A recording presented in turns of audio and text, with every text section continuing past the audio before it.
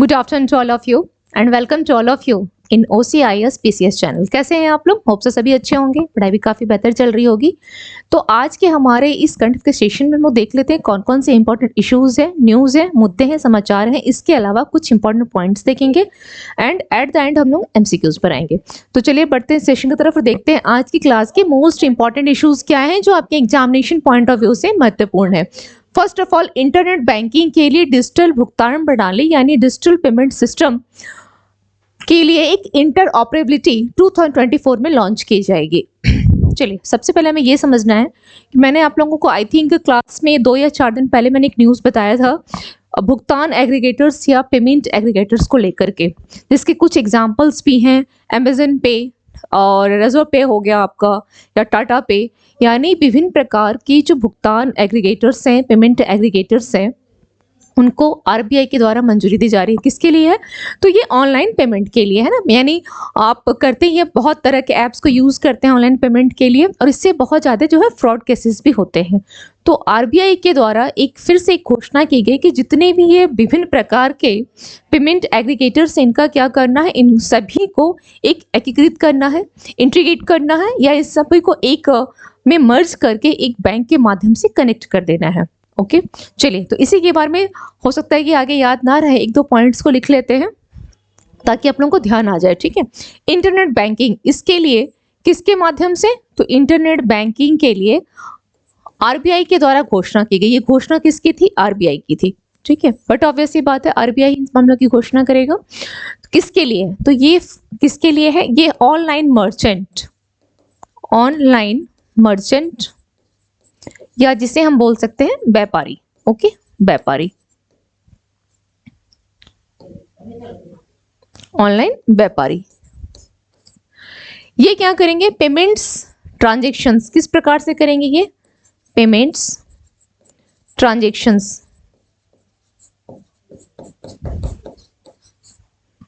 किसके माध्यम से करते हैं? मैंने अभी भी बताया कि जितने भी आपके ऑनलाइन व्यापारी हो गए या मर्चेंट्स हो जाते हैं, ये सभी पेमेंट्स ट्रांजैक्शन यानी भुगतान का जो लेन देन करते हैं वो किसके माध्यम से करते हैं? डिफरेंट टाइप्स ऑफ PA का यूज करते हैं। PA means payment aggregators. PA का मतलब क्या होता है? Payment aggregators, payment aggregators. For the example अगर आप देखा जाए, इसका अगर एग्जाम्पल देखा जाए, जैसे आपका जोहो हो गया, अमेजन पे जिसे रिसेंटली अभी RBI के द्वारा मंजूरी दी गई थी, अमेजन पे, रेजोर पे, ओके, टाटा पे एटसेट्रा।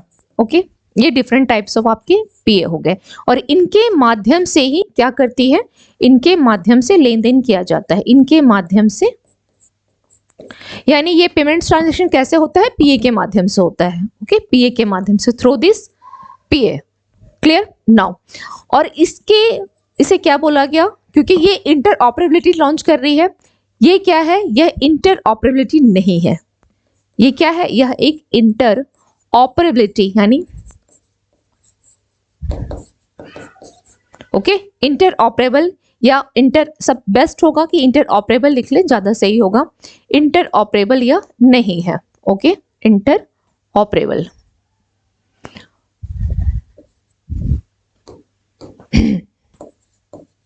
इंटर ऑपरेबल या नहीं है। Okay, now inter operable, operable का मतलब होता है ऑपरेट करना, किसी चीज का संचालन करना, एक दूसरे से कनेक्ट करके। इंटर का मतलब क्या हो गया? एक दूसरे से कनेक्ट करके, लेकिन ये क्या है? इंटर ऑपरेबल नहीं है। अब इसे इंटर ऑपरेबिलिटी, इससे क्या होगा कि आपकी जितने भी ऑनलाइन के ट्रांजेक्शन, विभिन्न जो आप ऐप यूज करते हैं, इससे फ्रॉड केसेस बहुत अधिक होते हैं, है ना, तो ये रुक जाएगी। नाउ तो अब क्या किया बैंक ने रिसेंटली, जब RBI ने घोषणा किया कि इंटरनेट बैंकिंग के लिए यानी ऑनलाइन पेमेंट के लिए जितने भी आप यहाँ पे PA देख रहे हैं, इन सभी को एक बैंक के साथ क्या करना है? इन सभी को एक बैंक के साथ इंटीग्रेट करना है या एकीकृत करना है। ओके, इन सभी को क्या करना है? एक बैंक के साथ इंटीग्रेट करना है या एकीकृत करना। इससे क्या फायदा क्या होगा कि आपकी नेट बैंकिंग जो है वो इजी हो जाएगी। इसके माध्यम से क्या होगा? नेट बैंकिंग काफी इजी हो जाएगी। नेट बैंकिंग जो है यह आपका क्या होगा? इजी हो जाएगी। ठीक है, इजी यानी आसान हो जाएगा। नेट बैंकिंग के माध्यम से पेमेंट करना बहुत इजी हो जाएगा। इसके लिए ही विभिन्न प्रकार के पीए को एक एक बैंक से क्या करना है, एक बैंक से, ये नहीं कि डिफरेंट बैंक, केवल एक बैंक से इंटीग्रेट करना है। ओके नाउ, तो ये पूरी इंफॉर्मेशन ये हो गई।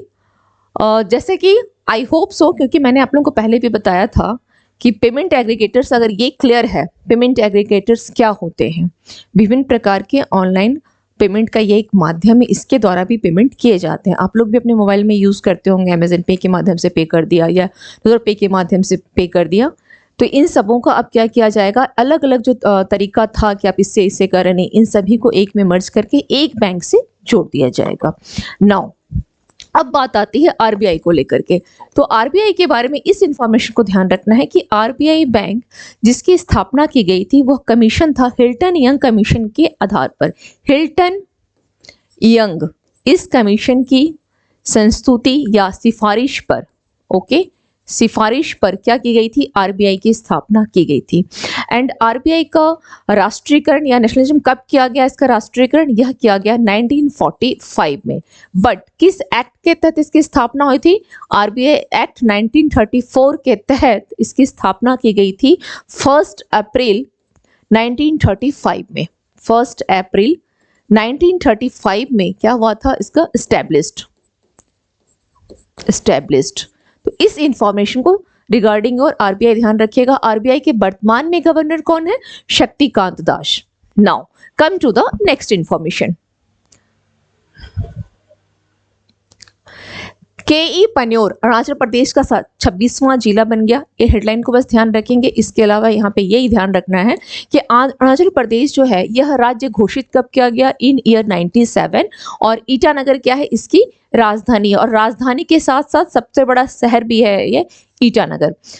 कुछ टाइम पहले अरुणाचल प्रदेश के कुछ वस्तुओं को जीआई टैग दिया गया था। ओके, जैसे किसको किसको दिया गया था, तो एक है आपका खामती चावल, याक चुरपी, ओके, यानी याक के दूध से निर्मित पनीर, याक चुरपी, या इसे खुरपी भी बोला जाता है, खुरपी। और एक वस्तु और थी तांगसा वस्त्र, तांगसा वस्त्र, इसे भी क्या दिया गया है, जीआई टैग। इन तीनों को जीआई टैग दिया गया था, जीआई टैग। नाउ अब जीआई टैग से रिलेवेंट इंफॉर्मेशन को ऐसे ध्यान रखना है कि अगर आप यूपीएससी का एग्जाम दे रहे हैं तो अदर स्टेट के भी जीआई टैग को आप देख लें जिसे रिसेंटली दिया गया है।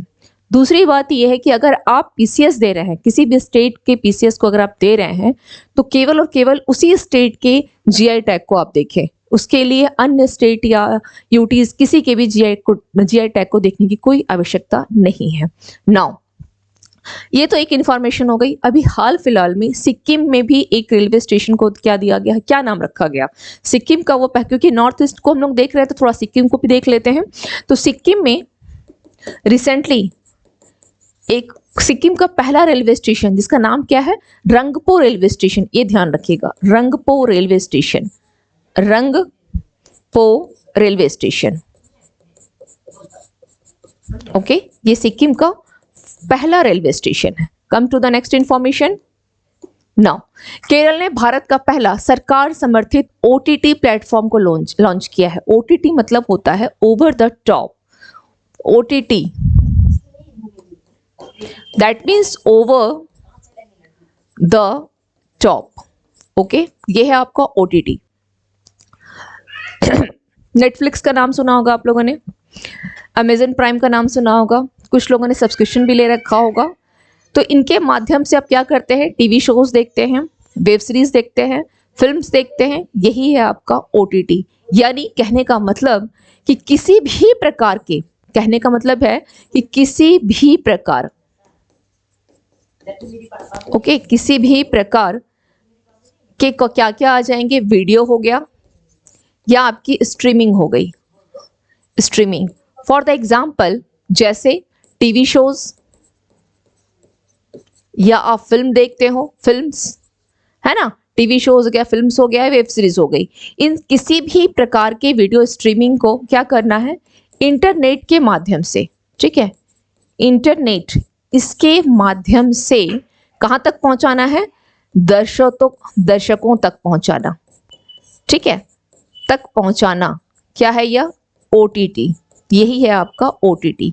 फॉर द एग्जाम्पल, अगर हम ओटीटी का एग्जाम्पल देखें, इसके अगर एग्जाम्पल की बात करें, इसके एग्जाम्पल पे अगर हम आए, ओटीटी के अगर हम एग्जाम्पल्स को देखें तो क्या क्या हो सकते हैं एग्जाम्पल्स? जैसे Netflix, okay, Amazon prime, Amazon prime video, ETC।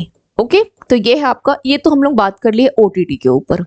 अब बात आती है कि केरल की गवर्नमेंट ने, यानी केरल के कौन है सीएम? पिनाराई विजयन, पिनाराई विजयन, है ना, क्या भारत का पहला सरकार समर्थित, क्या नाम है इस ओटीटी प्लेटफॉर्म का? सी स्पेस, सी स्पेस, इसको ध्यान रखना है, ये फर्स्ट है जो गवर्नमेंट सपोर्टेड है, C space. Okay, first government supported, बस इतना यहां पर इस इंफॉर्मेशन को केवल यहां पे ध्यान रखना है। Okay, now come to the next देख लेते हैं क्या है। केंद्रीय पेट्रोलियम और प्राकृतिक गैस मंत्री कौन है? हरदीप सिंह पुरी। इन्होंने क्या किया है? गेल की भारत की पहली लघु एलएनजी इकाई यानी यूनिट की उद्घाटन किया है। चलिए, तो सबसे पहले आते हैं गेल पे। गेल यानी gas authority of India limited, okay, limited, जिसकी स्थापना कब की गई? इन ईयर 1904 में, और इसे 2013 में किसका दर्जा दिया गया? महारत्न का दर्जा दिया गया, महारत्न का। अभी कुछ टाइम पहले मैंने आपको और क्लास में बताया था कि दो ऐसी कंपनी हैं जिसे इन ईयर 2010 में महारत्न का दर्जा दिया गया, ठीक है। तो वो दो कंपनी कौन सी थी जिसे महारत्न का दर्जा दिया गया? तो यहाँ ध्यान रखिएगा, वो दो कंपनी आपकी थी जिसे महारत्न का दर्जा दिया गया। एक है आपका एनटीपीसी और दूसरा है आपका ओएनजीसी, ओएनजीसी, ठीक है, ओएनजीसी जिसकी स्थापना 1956 में की गई एंड इसकी स्थापना 1975 में एनटीपीसी की। बट इन दोनों को कब? इन ईयर 2010 में किसका दर्जा दिया गया? महारत्न का, ओके, महारत्न का। बात की जाए अगर महारत्न कंपनी की तो टोटल कितनी है? 13 महारत्न कंपनी है एंड 13th यानी जो लास्ट वाली महारत्न कंपनी है वो कौन सी है? Oil India limited, okay. 12th कौन सी है? 12th कौन सी है? REC लिमिटेड यानी रूरल इलेक्ट्रिफिकेशन कोऑपरेशन लिमिटेड। ये कौन सी है? 12th महारत्न कंपनी है जिसे 2022 में दर्जा मिला है महारत्न का। एंड 13 में कौन सी है? तो गेल है। तो ये इंफॉर्मेशन रिगार्डिंग योर महारत्न ध्यान रखिएगा। एनटीपीसी पे भी हम लोग थोड़ा सा चर्चा कर लेते हैं, बस केवल एक गो थ्रू हो लेते हैं। मैंने इन्फॉर्मेशन तो बता रखा है, आप लोगों को नोट्स भी दे रखी हूँ। नाउ एनटीपीसी जिसकी स्थापना तो 1975 में की गई, लेकिन इन इंडिया ये 70 प्लेसेस में जो है इसका संचालन हो रहा है यानी कार्यरत है। आउट ऑफ इंडिया श्रीलंका में एक स्थान है यानी श्रीलंका में इन 1 place and in Bangladesh 2 places जहां पर इसका संचालन किया जा रहा है। इसके अलावा एनटीपीसी के MD and chairman Gurdeep Singh है, but in recently Ravinder Kumar को इसका डायरेक्टर ऑपरेशंस डिपार्टमेंट का जो है वह बनाया गया है। तो ये दो नाम को ध्यान रखिएगा कि गुरदीप सिंह कौन है और रविंदर कुमार कौन है, कंफ्यूज नहीं करना इन केस अगर क्वेश्चन आते हैं, क्योंकि इस प्रकार के क्वेश्चंस आपके बेसिक्स क्वेश्चंस में आ जाते हैं। चलिए अब हम लोग बढ़ते हैं, किस पर आते हैं? इस मुद्दे पे जो हमारा टॉपिक से रिलेवेंट है, देख लेते हैं क्या क्या है।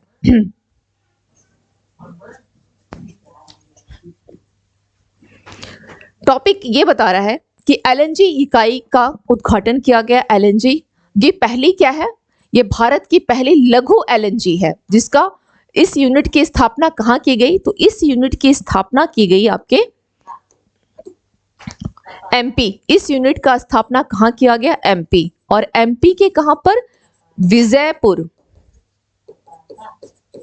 Vijaypur LPG plant, okay. इसका उद्घाटन कहाँ किया गया?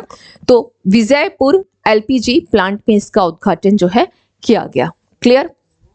नाउ और इस उद्घाटन के अलावा जो अन्य इनॉग्रेशंस किए गए, इसके अलावा जो अन्य इनॉग्रेशंस थे किसके द्वारा, हमारे मंत्री कौन है, पुरी जी के द्वारा। वो कौन सा था, 201 सीएनजी स्टेशंस के उद्घाटन किया गया इन कितने स्टेट में, 17 स्टेट्स में। और ये कैसे किया गया है, ये वर्चुअली किया गया है, ठीक है, क्योंकि अब ये तो पॉसिबल है नहीं कि एक साथ अगर आप इनॉग्रेशन कर रहे हो 17 स्टेट में तो आप हर स्टेट में जा सको, इट कांट बी। तो ये 17 स्टेट्स में वर्चुअली इन्होंने इनॉग्रेशन किया गया है। इसके अलावा excluding this one 200 CNG okay stations.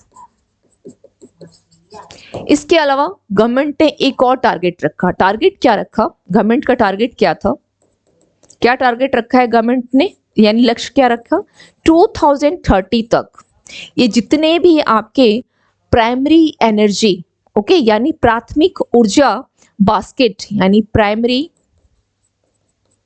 Energy basket okay, इसमें क्या करना है, इस बास्केट में नेचुरल गैस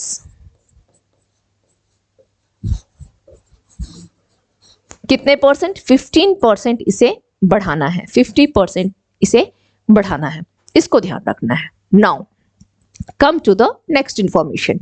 चेन्नई में जीआई टैग किसको दिया गया है, जो उसकी रजिस्ट्री है चेन्नई की भौगोलिक संकेत रजिस्ट्री ने कटक रूपा ताराकशी को जीआई टैग दिया गया है। अब कटक का नाम आता है तो कटक कहाँ है, उड़ीसा में है ना, ये कटक कहाँ है, उड़ीसा में है, ठीक है। नाउ यहाँ पे ये ध्यान रखना, ये जो आप ताराकशी देख रहे हैं यानी सिल्वर फिलिग्री यहाँ भी आपको लोकेट हो रहा है। नाउ इमेज दी गई है, यह ताराकशी के बारे में इतिहासकार ओके इतिहासकार जो हैं उन लोगों का ऐसा अनुमान है कि करीब 500 साल पहले, ठीक है, कितने साल पहले, 500 ईयर्स एगो,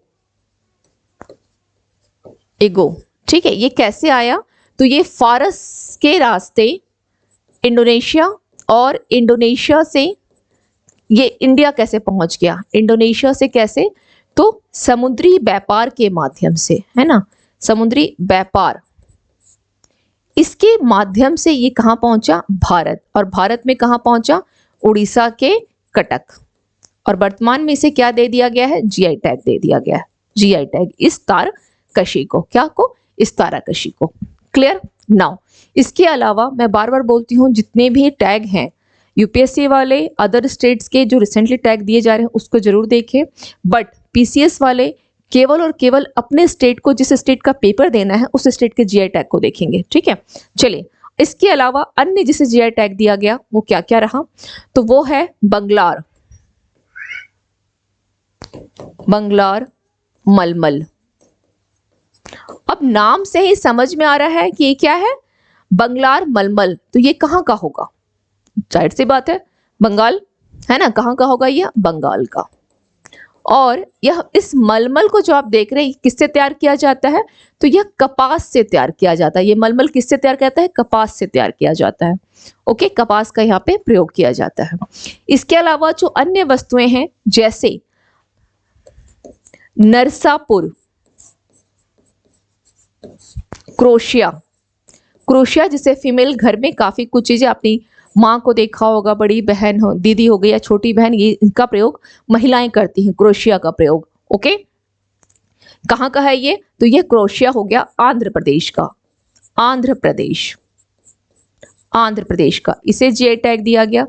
इसके अलावा अंबाजी व्हाइट मार्बल, ये क्या है, white marble, okay. Ratlam,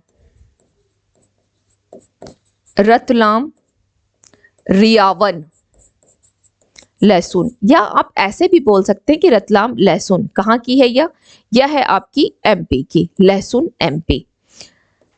Majuli mask, okay, Majuli mask, Majuli कहाँ का हो सकता है, एंड और किसको दिया गया है, माजुली पांडुलिपि, माजुली पांडुलिपि, ओके। पेंटिंग कहाँ की है, असम की है, इसे भी जीआई टैग दिया गया। इसके अलावा रीसा टेक्सटाइल, रीसा टेक्सटाइल ये कहाँ के हैं? त्रिपुरा। ओके। एंड हैदराबाद की लाख की चूड़ियां, हैदराबाद ये कौन सी है? लाख चूड़ियां। इन सभी को जीआई टैग दिया गया। ओके, लाख की चूड़ियां, इन सभी को क्या दिया गया? जीआई टैग दिया गया। तो ये कुछ इंफॉर्मेशन है जिसको ध्यान रखना है। नेक्स्ट आते हैं, टाइगर वुड्स ने बॉब जोन्स पुरस्कार जीता है। अब टाइगर वुड्स ने जो बॉब जोन्स पुरस्कार जीता है, सबसे पहले ये ध्यान रखिएगा कि आखिर इस बॉब जोन्स पुरस्कार है क्या, इसका संबंध किससे है? तो इसका संबंध किससे है? यूएस, क्या हो जाएगा? US golf association. ओके, का क्या है? यह सर्वोच्च सम्मान है, गोल्फ इसका सर्वोच्च सम्मान, जिसे टाइगर वुड्स ने कितनी बार? तो ये 9 बार के चैंपियन रह चुके हैं, 9 बार के चैंपियन है। ओके, इसके अलावा इन्हें 2022 में वर्ल्ड गोल्फ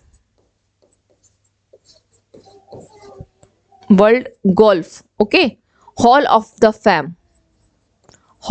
द फेम में भी शामिल किया गया, हॉल ऑफ द फेम में शामिल। क्लियर? बस ये दो इंफॉर्मेशन काफी है इनके बारे में, नॉट मोर देन दैट, इससे ज्यादा की आवश्यकता नहीं है। नेक्स्ट पे आते हैं, पीएम मोदी ने कोलकाता में भारत की पहली अंडर वाटर मेट्रो सेवा, हेडलाइन को ध्यान रखिएगा, भारत की चूंकि ये पहली है, और कोलकाता में कहां पर? हुगली नदी। इससे ये हो जाएगी कि 500 मीटर की दूरी जो है 45 सेकंड में कर सकते हैं। इसके अलावा इस सरफेस से 33 मीटर नीचे इसको जो है बनाया गया है, इस मेट्रो सेवा का उद्घाटन किया गया। राष्ट्रपति द्रौपदी मुर्मू ने नई दिल्ली में 2022 और 23 के लिए संगीत नाटक अकेडमी पुरस्कार प्रदान किया है, और ये 22 और 23 दोनों ईयर के पुरस्कार जो है एक साथ दिए गए हैं, जिसके तहत कितने कलाकारों को? 94 कलाकारों को यह पुरस्कार जो है दिया गया है, कलाकारों को। और इसमें भी 7 कलाकारों को क्या कर दिया गया है? 7 कलाकारों को फेलोशिप दी जा रही है, कलाकारों को फेलोशिप दिया जा रहा है, फेलोशिप। इस फेलोशिप के तहत क्या किया जाता है? 3 लाख रुपए का, 3 लाख रुपए की जो है पुरस्कार दी जाती है फेलोशिप के तहत, जो जिन्हें फेलोशिप दिया जा रहा है, यानी इन 7 कलाकारों को। इसके अलावा जो रेस्ट ऑफ कलाकार है उनको कितना? 1 लाख का पुरस्कार जो है ये दिया जाता है। और ये अब संगीत नाटक अकेडमी पुरस्कार कब से दिया जा रहा है? यह 1952 से दिया जा रहा है। बेसिक्स क्वेश्चन में ये आ सकता है, तो 1952 से दिया जा रहा है, इसको ध्यान रखिएगा। ठीक है, चलिए। चीन और मालदीव ने रक्षा सहयोग समझौते पर हस्ताक्षर किए। तो आपको ये पता ही है कि मालदीव में जब से वहां के राष्ट्रपति कौन बने? मालदीव के मोहम्मद मोइज़ू, जब से ये राष्ट्रपति बने तब क्या हो गया? नवंबर में ये बनाया गया, और उस समय से लेकर के भारत के संबंध काफी खराब चल रहे हैं, भारत और मालदीव के। फायदा कौन उठा रहा है? चाइना। और चाइना और इसके रक्षा सहयोग समझौते पर हस्ताक्षर किए गए हैं, बस हेडलाइन ध्यान रखना है। 9, सरकारी हस्तक्षेप के बाद गूगल ने सभी भारतीय ऐप्स को अस्थायी रूप से क्या कर दिया? बहाल कर दिया। एक्चुअली गूगल ने जितने भी आप देखते हैं प्ले स्टोर से जितने भी ऐप्स को डाउनलोड करते हैं, इसको बंद कर दिया था। इसके पीछे रीजन क्या दिया इसने बोला, ये जो गूगल का एक्चुअली कहना ये था कि कंपनी के जितने भी ये आप देख रहे हैं किसको बोला जा सकता है? इन ऐप पेमेंट। ओके, इन ऐप पेमेंट। क्यों गूगल ने ऐसा किया? तो इन ऐप पेमेंट प्लस एक तो इन ऐप पेमेंट हो गई, और दूसरा हो गया इसकी बिलिंग पॉलिसी। ठीक है, इसकी बिलिंग पॉलिसी। और इन दोनों के लिए, इन दोनों का क्या क्या? इन ऐप पेमेंट और बिलिंग पॉलिसी, इसका जितने भी ये जो ऐप्स हैं उसका अनुपालन नहीं करने के कारण, इसका अनुपालन नहीं करने के कारण गूगल ने क्या किया कि ना तो आप नीति मान रहे हो और ना तो पेमेंट टाइम पे कर रहे हो, तो उसको बोला कि चलो हटाओ, इसे प्ले स्टोर से हटा दिया था। लेकिन खैर सरकारी हस्तक्षेप हुई है तो उसने शामिल तो कर लिया, लेकिन फॉर द टाइम बिंग, यानी अस्थायी रूप से, टेम्प्रोरी किया है। टाइम पीरियड दे दिया जाएगा कि आपको अभी तक इतने टाइम तक आपको पेमेंट जो आपके हैं उसको आप पे कर दो, और उसके बाद अगर आप पे कर रहे हो तो फिर आपको परमानेंटली ले लिया जाएगा, अदरवाइज फिर हटा दिया जाएगा। तो ये इसने टाइम पीरियड एक दे दिया है। तो किसने किया? गूगल के द्वारा, है ना, अनुपालन नहीं करने के कारण। चलिए, पुनेरू पल्टन PKL यानी प्रो कबड्डी लीग, ये क्या है? Pro kabaddi league. ठीक है, प्रो कबड्डी लीग PKL किसने जीता है, किसने खिताब जीता, तो पलटन ने जीता। नाम बड़ा अच्छा है पलटन, है ना। चलिए नेक्स्ट क्या है, संचार साथी पोर्टल पर डिजिटल इंटेलिजेंस प्लेटफॉर्म और चक्षु पोर्टल, इस दो को लॉन्च किया गया है। किस पे लॉन्च किया गया है, संचार साथी पोर्टल पे। ये दो पोर्टल जो है लॉन्च किए गए हैं, एक चक्षु है और दूसरा है डिजिटल इंटेलिजेंस प्लेटफॉर्म, जिसको डेवलप किया गया है दूर संचार विभाग के द्वारा। और मंत्री कौन है, अश्विनी वैष्णव, दूरसंचार विभाग, इसके द्वारा इसे क्या किया गया है, विकसित किया गया है, डेवलप किया गया है। मंत्री कौन है इसके, इसके मंत्री कौन है, अश्विनी वैष्णव। नाउ अब ये पोर्टल को लॉन्च, पूरी चीजें जो है आपको इसमें मिल जाएगी। चक्षु रिपोर्ट सस्पेक्टेड फ्रॉड कम्युनिकेशन, यानी संदिग्ध जो भी आपके पास फर्जी कॉल्स वगैरह आते हैं, वो उससे क्या होगा, आपको निजात यानी राहत दिलाने के लिए, आपकी सुविधाओं के लिए इसको लाया गया है। आप इस पोर्टल पे जाकर के suppose helps you report suspected communication received through call, SMS, WhatsApp intended for cyber crime, financial fraud, fake customer services, KYC update, loan offer और जॉब ऑफर इट्स। तो ये पूरी डिटेल, इसमें कहीं कुछ लिखना नहीं है, केवल और केवल किसके लिए है ये, तो साइबर क्राइम जो होती है, संचार, आप देखेंगे जितने भी साइबर अपराध वगैरह हो रहे हैं उससे भी आपको इसमें राहत मिल जाएगी, है ना, उन सभी को रोकने के लिए। ठीक है, तो ये किया गया है किसके द्वारा, तो हमारे मंत्री कौन है, अश्विनी वैष्णव जी के द्वारा। कौन सा पोर्टल लाया गया, संचार साथी। हाँ, यहाँ पर एक चीज आपको और ध्यान देना है, ये जो आप यहाँ पे देख रहे हैं संचार साथी, इसे लॉन्च कब किया गया था, ये थोड़ा सा ध्यान रख लीजिए। इसे लॉन्च किया गया था लास्ट ईयर, यानी मई 2023 में इसे लॉन्च किया गया। और इसके लॉन्च करने के बाद से करीब 1 करोड़ से अधिक जो कह सकते हैं कि फ्रॉड मोबाइल कनेक्शंस को बंद किया गया है। करीब 1 करोड़ से अधिक, मोर देन 1 करोड़। ठीक है, क्या है, फ्रॉड मोबाइल कनेक्शन,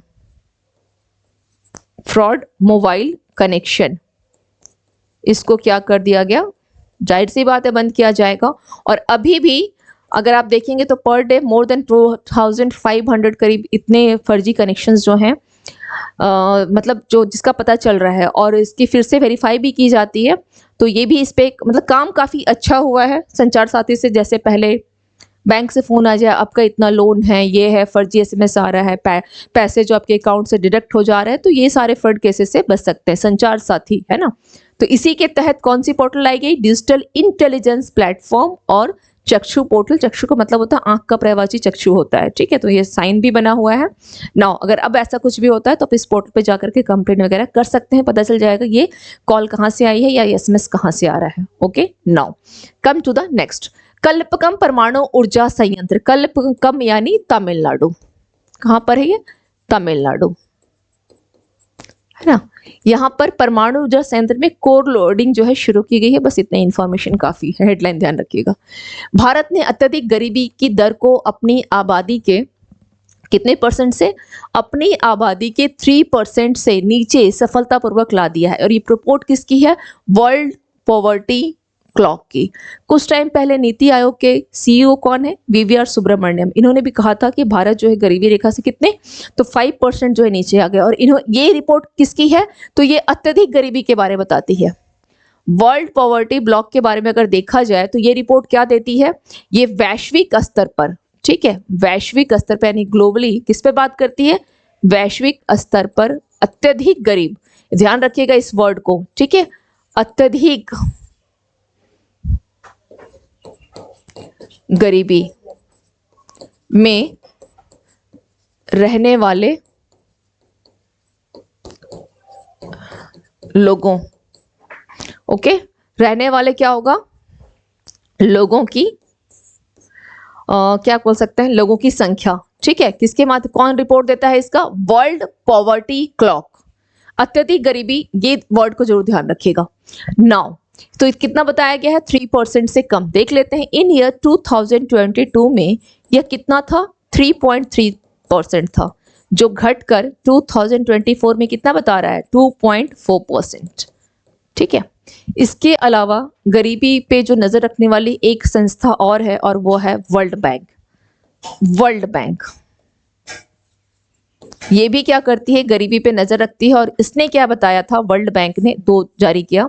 एक इसने जारी किया निम्न, मध्यम आय, मध्यम आय, आय वाले देशों का क्या किया इसने, एक एवरेज जो पर डे का बताया कि कितना इनका मतलब ये खर्च करते हैं पर डे, तो 3.65 एक इसने एवरेज बताया, इतना डॉलर पर डे, ठीक है, पर डे। किसका इसने बताया, निम्न आय का। और दूसरा है उच्च आय, उच्च मध्यम आय का कितना बताया, 6.85 इतना डॉलर जो है per day, average, on an average इन्होंने बताया। तो वर्ल्ड बैंक भी बताती है। तो यहाँ थोड़ा सा एक छोटा सा नोट्स बना लीजिएगा, पॉवर्टी पे रिपोर्ट दे दीजिएगा, आपके मेंस में भी कभी काम आ जाएगा ये। नीति आयोग का दीजिएगा, नीति आयोग क्या बोल रहा है पॉवर्टी पे, गरीबी पे, नीति आयोग। इसके अलावा दूसरा वर्ल्ड पॉवर्टी क्लॉक की रिपोर्ट दे दीजिएगा, एंड थर्ड क्या हो जाएगा, वर्ल्ड बैंक की रिपोर्ट दे दीजिएगा, ठीक है। इसके अलावा तो रंगराजन कमेटी वगैरह है ही, तो खैर उसको यहाँ पे चाहे तो मेंशन कर सकते हैं, लेकिन सबको गरीबी पे एक नोट्स जहाँ देंगे ये आंकड़ा जरूर मेंशन कर लीजिएगा। नेक्स्ट क्या है देखते हैं। हाँ, अब आज के सवाल पे आते हैं। आज का सवाल क्या है देख लेते हैं एक बार, क्या क्या क्वेश्चन है हम लोगों के पास। PKL सीजन यानी प्रो कबड्डी लीग सीजन 10 का खिताब किस टीम ने जीता है।